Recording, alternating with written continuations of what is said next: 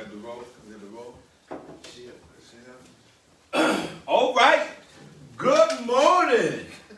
Good morning. Yes, it is a good morning. We are live here at Capital Recovery Center. My name is Michael, one of your recovery coaches. We're going to get into some things today. We got any announcements? Yes. Recovery on Wheels will be out tomorrow. Let's see, where is it going to be? Oh, at the mini park across from City Liquor in Millville. It's next to the train tracks near Save-A-Lot. Nice. That's always a good place to go. What else we got? The walk Friday? Yep. Walking Through Recovery is going to be on Friday at 11, and we're going to meet at Mayor Atkins Drive and Washington Street. Nice. Good morning, everyone. All right. My name is Craig. I'm also one of your recovery coaches here, and it's a great day today. Yes, it is. So today we got a lot of, we're going to be talking about how to create healthy boundaries. This is a good topic, and not just only in recovery. I think this is a good topic universally, all over the world. You can use this in any area of your life. Boundaries is very important.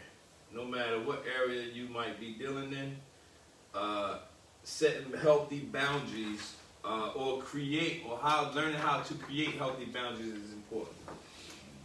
All right, so what Who is about, Mike?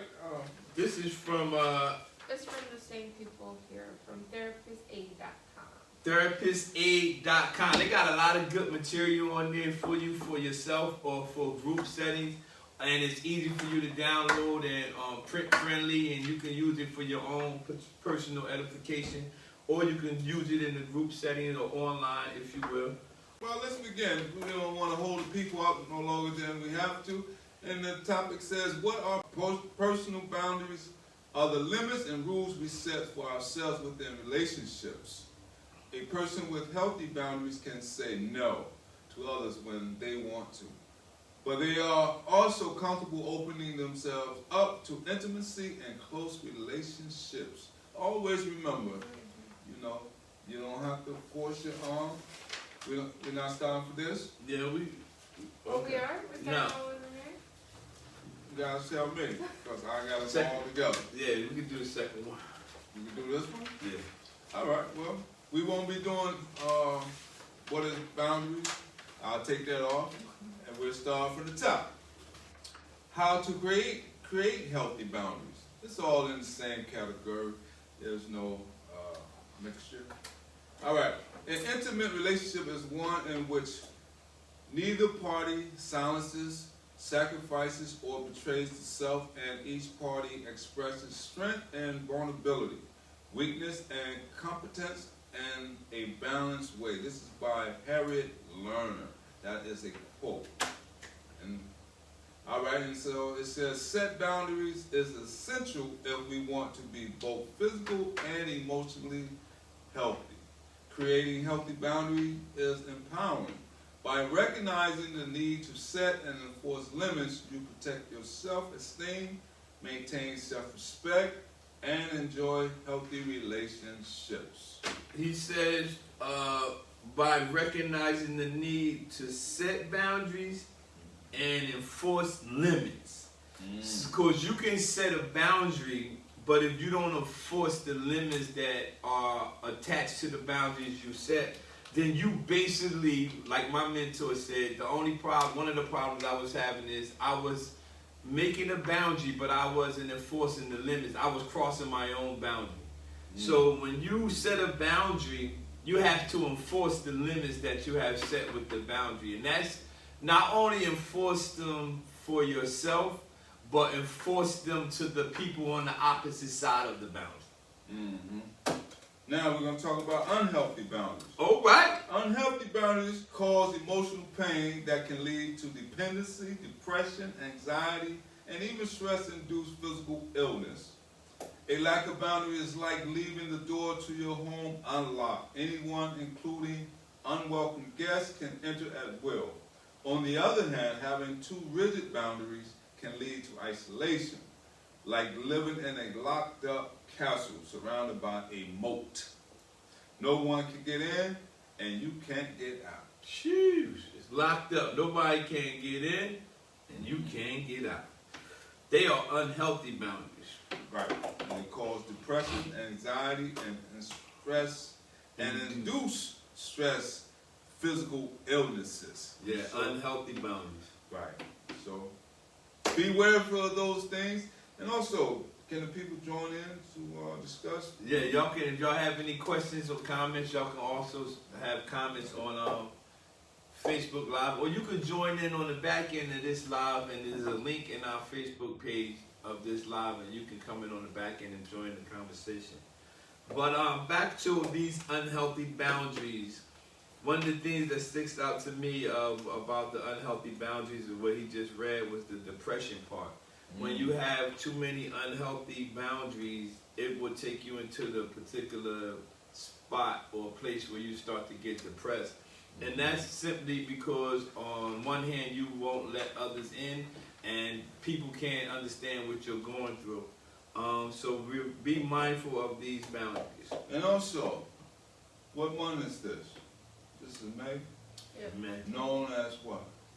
Mental Health Awareness Month. And so be careful of unhealthy boundaries, because we are in the Mental Health Awareness Month. And for those who, and let's address some things about the stigmas about mental health. A lot of times people give the wrong stereotypes about mental health. And mental health it is treatable. Yes. And so no one should be looked upon that they have a mental illness that cannot be assisted with the right physician, doctor, and medication. I just want to throw that commercial break in there. Yeah, that's cool. That's cool. And if you have any problems with any mental health issues or depression type issues or anxiety, we aren't mental health experts, but we can refer you to people who are specialized in that field. So if you do have that type of issue, just let us know. Reach out to us. Our phone number is 856-391-7449. And we'll be able to refer you to the professional in that particular field, so you won't be left out. Yes. All right, let's see what we got here. What are boundaries? It says boundaries are guidelines, rules, and limits that a person creates to identify themselves what are reasonable, safe, and permissible ways for other people to behave around them, and how they will respond when someone steps outside those limits. Boundaries are guidelines, rules, and limits that a person creates. When we set up these guidelines, again, we're talking about guidelines or boundaries all over in our lives. It's not just one area. You have to set boundaries that you will not go against, and you have to enforce the limits that all these boundaries are for. Safe, permissible ways for other people to behave around them, and how they will respond when someone steps outside of them. When you step outside of your own boundaries, it's very dangerous. And when other people step outside your boundaries, it's also dangerous. I remember Sunday at church, and my pastor said something.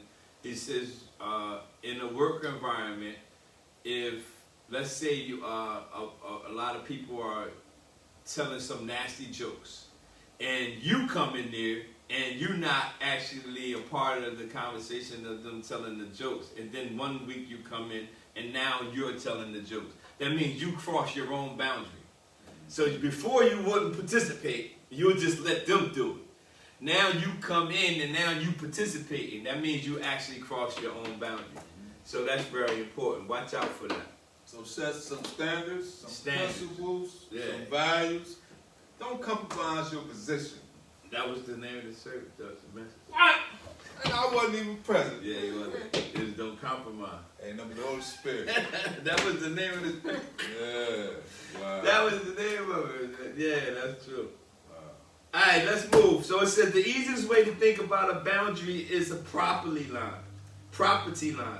We have all seen no trespassing signs, which send a clear message that if you violate the boundary, there will be a consequence. This type of boundary is easy to picture and understand because you can see the sign and the border it protects. Personal boundaries can be harder to define because the lines are invisible, can change, and are unique to each individual. So when we have personal boundaries, they are hard for people to see. Sometimes you will have to verbally tell somebody, listen, I actually, I don't have anything against you about this situation, but this is my boundary, and I don't go across that particular boundary. You have to tell them, because some people will cross your boundary if they're not aware of the boundary you have in place.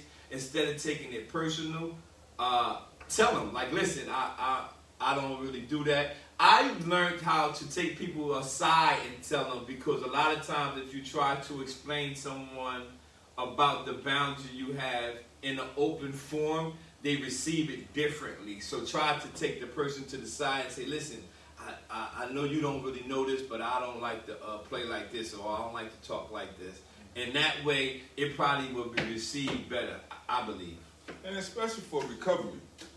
And sometimes you may get invited to events that may have substances or alcohol or whatever may be there that you don't indulge. Yeah.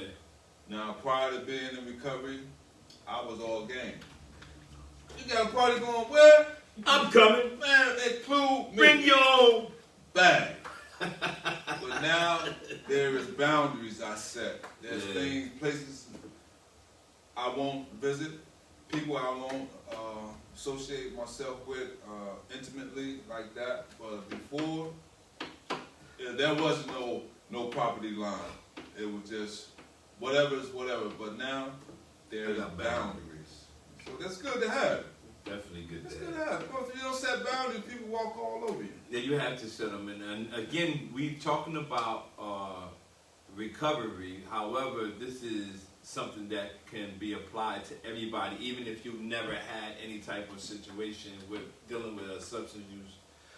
Boundaries is very important, and creating healthy boundaries is the topic for today. How to create healthy boundaries. All right, where we at? Personal boundaries? I read that. Personal, yes I did. No. Personal boundaries, just like the no trespass sign, define where you go, where you end, and others begin, and are determined by the amount of physical and emotional space you allow between yourself and others. Personal boundaries help you decide what type of communication, behavior, and interaction are acceptable. Personal, this is very important, because when you have a certain standard or a certain guideline that you live by, sometimes, prime example, if I'm around my mother, I don't actually have a problem with cursing, but when I'm around my mother, if people around me who curse or use a different language, they will use the language around her, but they will see me, and then when they say it, they say, oh, I'm sorry. Mm-hmm. And the only reason they do that is because the boundaries or the guidelines or the disciplines that we have in our lives. So sometimes people will, your personal boundaries, people will respect it. And even if they slip up, they will at least acknowledge, I'm sorry I crossed your boundary. Yeah. That's what they're doing when they say, I'm sorry. They letting you know, I know your guideline and I know your boundary, and I'm sorry that I crossed it. Yeah. So that's personal boundaries. But you have to let people know, again, if you don't have a consistent lifestyle like that, a standard, people aren't going to be able to see your no trespassing sign, if you will. That's a good point, Mike, because my generation, when I was coming up, we had boundaries. Like you said, if somebody's moms was present, we know not to use profanity. If we was using profanity, even if, when I was in the, the lifestyle of distribution or using drugs, we would try to shun it. Like, hold up, man. Not now. Put that down, put that away. And so, let's go back to boundaries. I don't want to get too far into that, but It's so important that we have boundaries and respect, not only for ourselves but for other people as well. All right, Miss Karen, you got it? Yes. What it is? Why is it important to set boundaries? It's important to practice self-care and self-respect, to communicate your needs in a relationship, to make time and space for positive interactions, to set limits in a relationship in a way that is healthy. Set limits. That's healthy. Practice self-care. That's my big word right there for the day. Self-care and self-respect. I practice self-care because if you don't take care of yourself, you're not going to be able to give 100% to anything. So self-care is a very important thing when you're setting boundaries, because if you're not going to be able to do what you need to be done for yourself, trust me, everybody else on the back burner, you ain't going to care too much about them. Mm-hmm.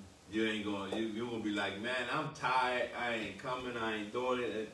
And that comes from you not setting boundaries. That's why it's important to set boundaries, because it helps with your self-care. And the one I like is to make time and space for a positive interaction. Sometimes we have to sit back and make time for ourselves. A lot of times, I read a book a long time ago, and it was using a strategy about, in order to move forward, sometimes you have to retreat. Mm-hmm. And that means, a lot of times we have to sit back and analyze, say, am I doing too much? Yeah. Am I overworking? Am I overthinking something? Yeah. Let me ponder, what am I doing so I can get back on the right track. Just like earlier, when I started out, I'm going to use this for analysis. Yeah, let's use it. Let's use this. I started out with this article says, what are personal boundaries? And I was correct. I said, no, we're not starting there. We over here. So I had to pause and take back and say, hey, you know what? You need to start right here, buddy. Page 58.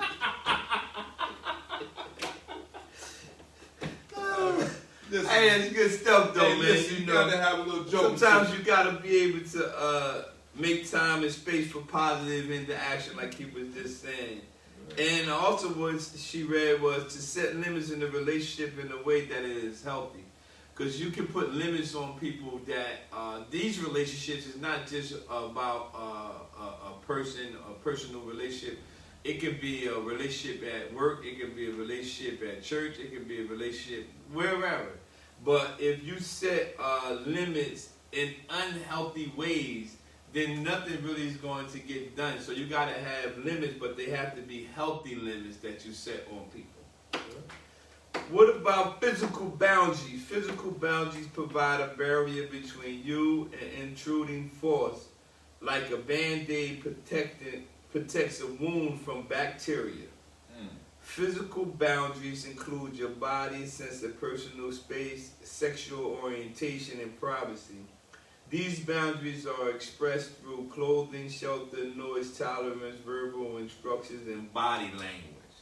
These are all signs of physical boundaries that provide barriers between you. Yeah. This is an example. Good.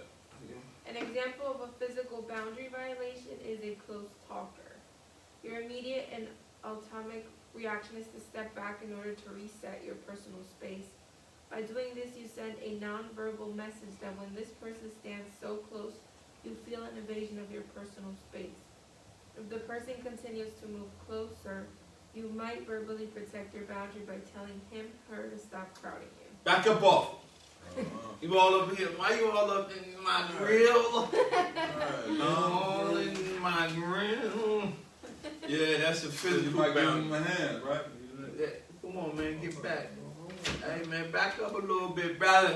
6 feet, man. Don't make all the CDC.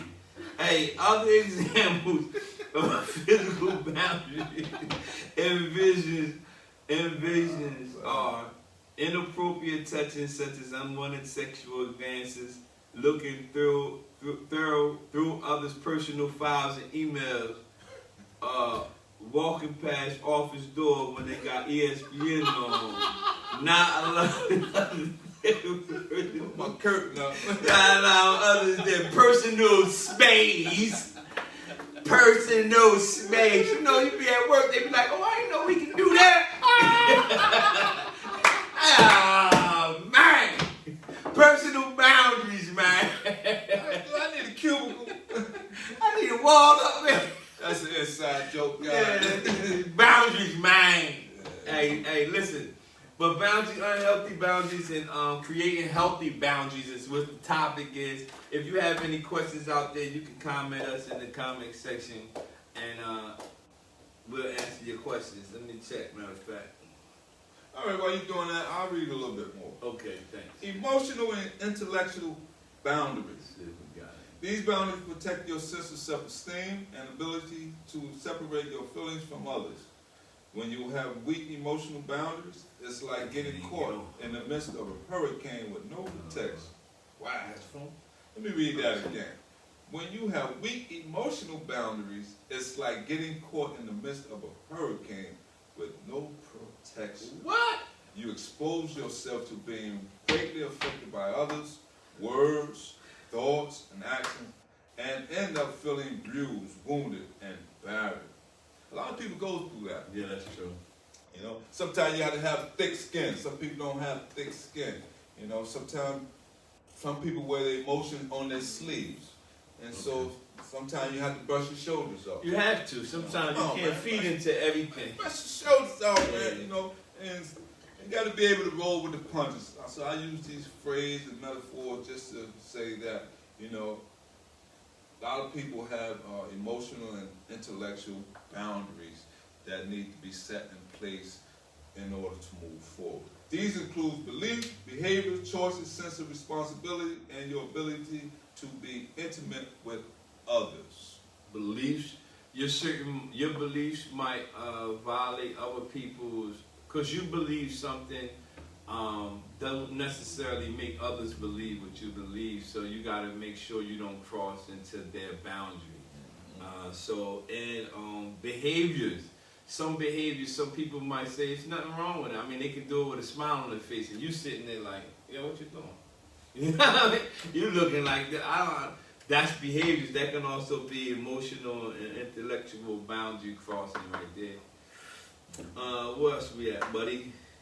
Examples of emotional and intellectual boundaries invasions are not knowing how to separate your feelings from your partner's and allowing his and her mood to dictate your level of happiness or sadness, aka also known as codependency.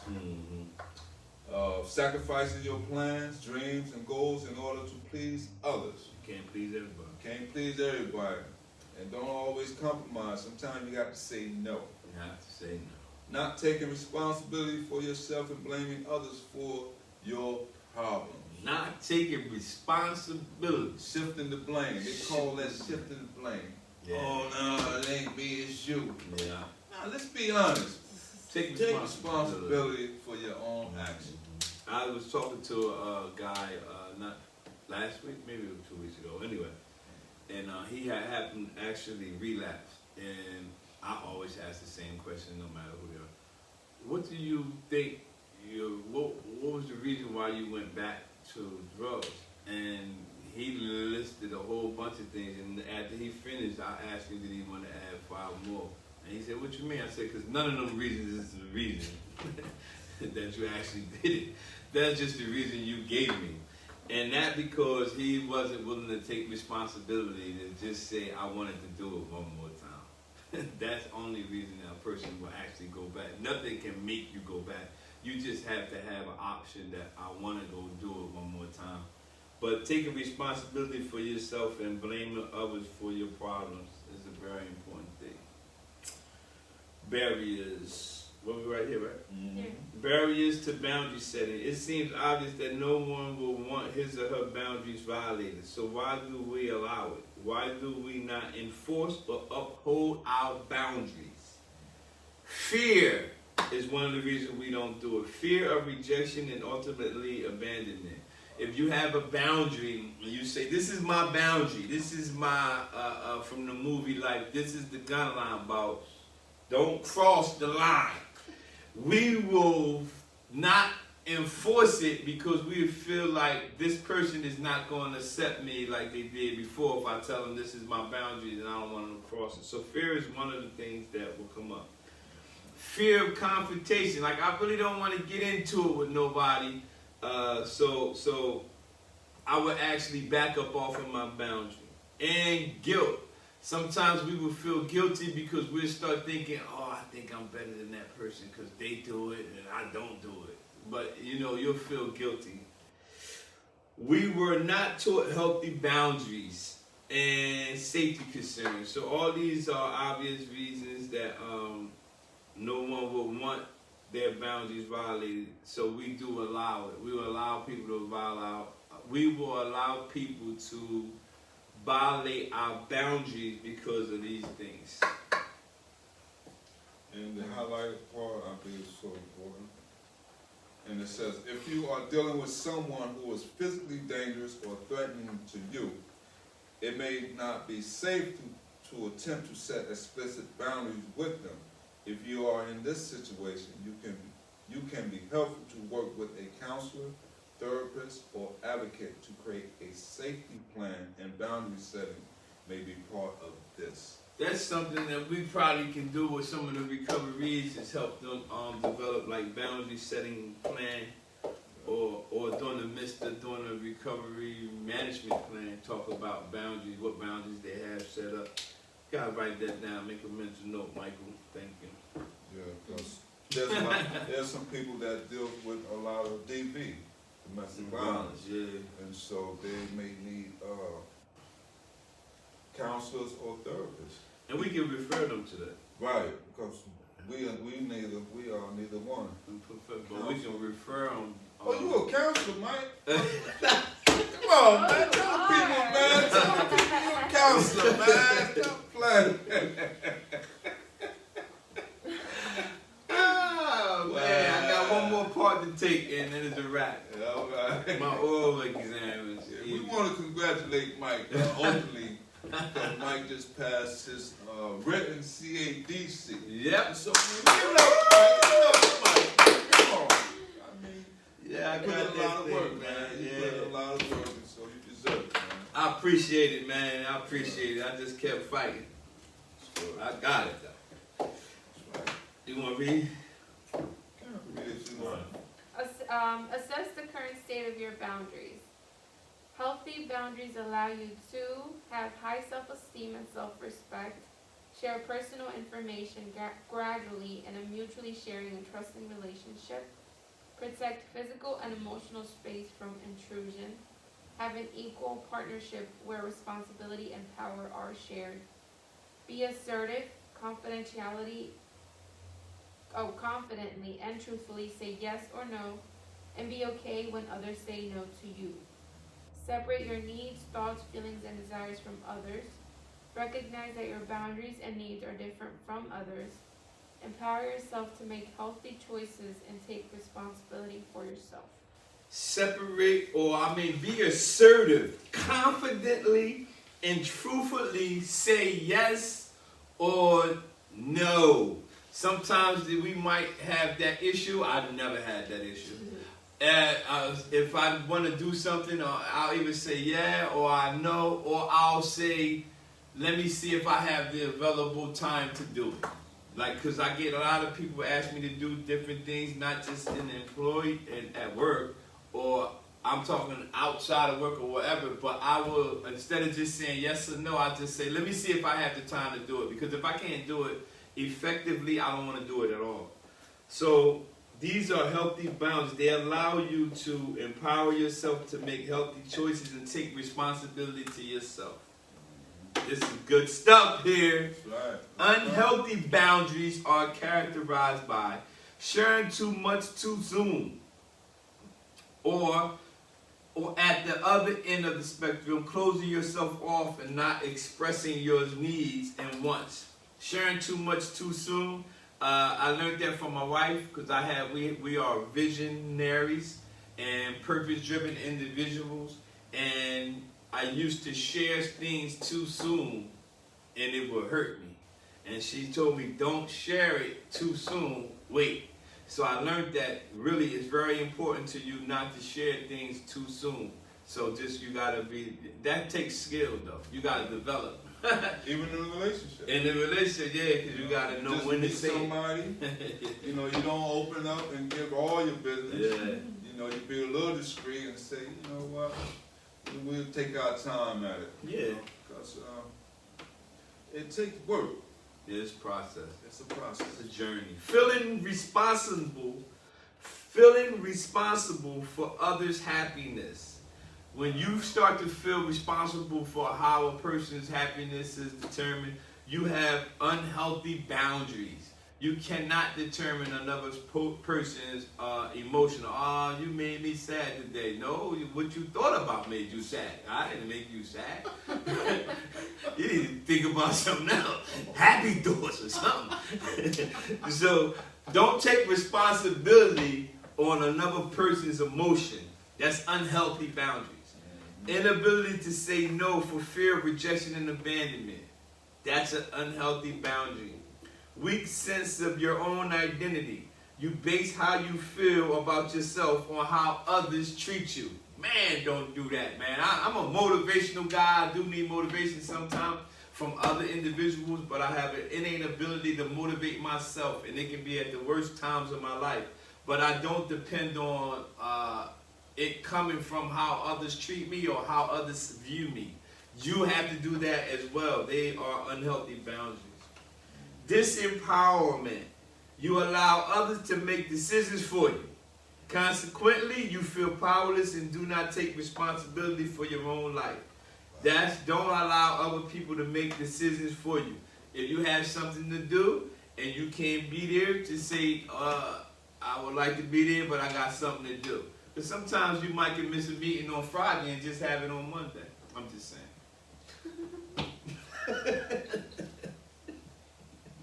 Be an independent thinker. Don't allow outside forces to dictate your lifestyle. That's right. You know? All right. Well, you want to go through this last one? We might as well. Yeah. Yeah, let's finish it. You got it? Yeah. It says tips for setting healthy boundaries. Modified from the book Boundaries, Where You End and I Begin by Anne Catherine. I get that. When you identify the need to set a boundary, do it clearly, calmly, firmly, respectfully, and in as few words as possible. Do not justify, get angry, or apologize for the boundary you are setting. That's right. You are not responsible for the other person's reaction to the boundary you are setting. You are only responsible for communicating your boundary in a respectful manner. If it upsets them, know it is their problem. Some people, especially those accustomed to controlling, abusing, or manipulating you, might test you. Plan on it, expect it, but remain firm. Remember, your behavior must match the boundaries you are setting.